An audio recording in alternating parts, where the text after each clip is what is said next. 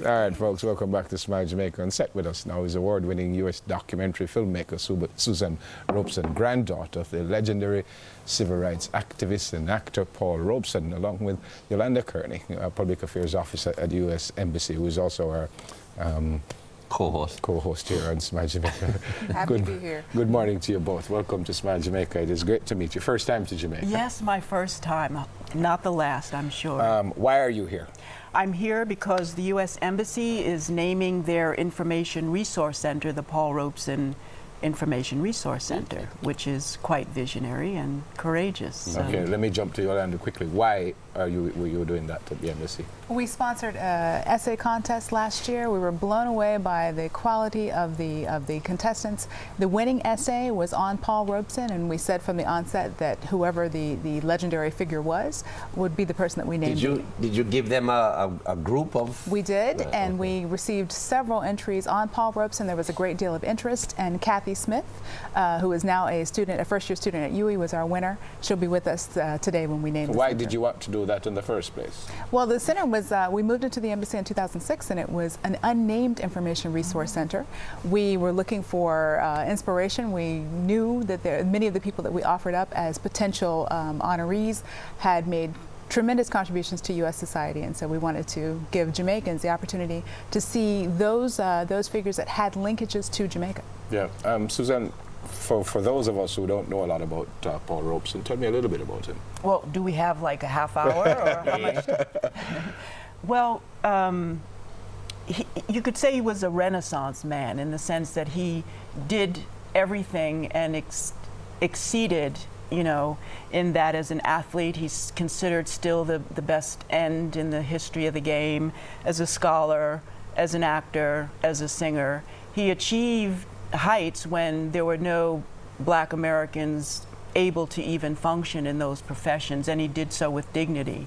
And yet he also carried with him a kind of vision of himself as an African in the 30s. So he was saying black is beautiful and black power. As he said, the power of Negro action is now. He said that in the 1950s. And he spoke out about independence for the colonial world at a time when nobody was doing that. So he was also the first artist. He created the template of the artist as an activist. Now it's sort of, it's fashionable. Yeah. No, it was unheard of for a major artist to speak from the stage, but also to express their political opinions off stage. And he fashioned that, and in a global sense. Did he get into trouble during McCarthyism as a result of that? Big trouble. Yeah. Big trouble. His passport was taken away for almost 10 years.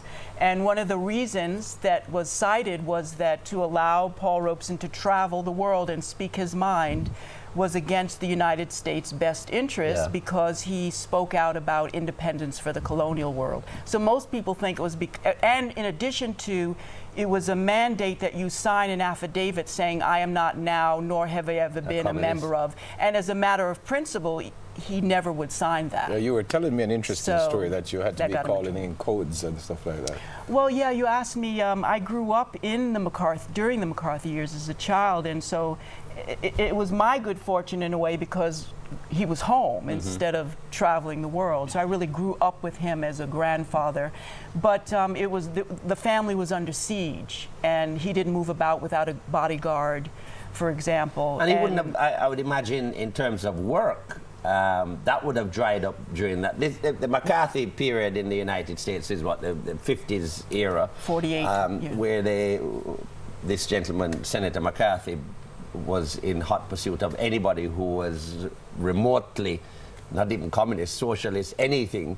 And he had people thrown in jail, had people lose their jobs, and so on. So did he not get work during that time? There was a virtual, he was like a band person in South Africa. There was no recording studio anywhere in America that would rent to him for any amount of money. If you, as a commentator on TV, mentioned his name, you didn't have a job tomorrow. Right, if radio. So he was the top, like Frank Sinatra. He was as popular, if not more. And his records were removed from stores. His name was crossed out of record books. Books were taken from the library. His portrait hung in the state legislature in his home state. They took it down so that he was completely, and his avenue slowly was through the church. Black churches who owned, but many ministers were threatened with their mortgage, so they didn't. So it was a very, very tough time. The other thing I found interesting is when I asked, what about now? Things have changed. Have they? I said no and yes. Many things have moved forward, but so many core issues are still the same. I mean, when you look at the gap between, say, African Americans and the rest of America, the gap in terms of just how people live has gotten bigger. Yeah, the gap between rich and poor has gotten greater. For everybody. So many of the core systemic issues are the same. He could never have dreamt of a black president, though. No, who could? No, who could? Was he the first black Othello?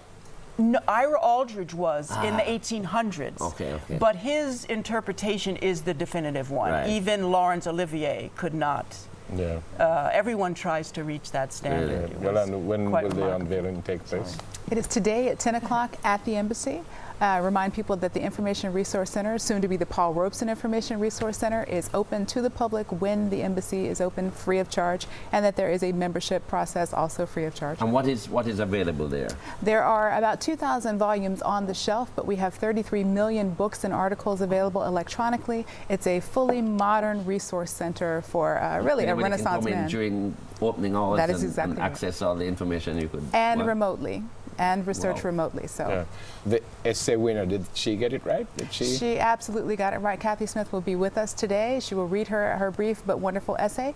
And for her efforts, she won a laptop that I hope she's using well at UE as she starts her first year there. We're very proud of her. Thanks for coming in. Thanks for If you having want me. to know more Great to about meet you, man. Mr. Robeson, then you can just Google it and you'll see reams and reams of information about him. Great to meet you. And have Thank fun you. while you're in Jamaica. I will. Thank Susan you. Robeson, chair of the Paul Robeson Foundation, and Yolanda Kerney, public affairs officer at the United States Embassy.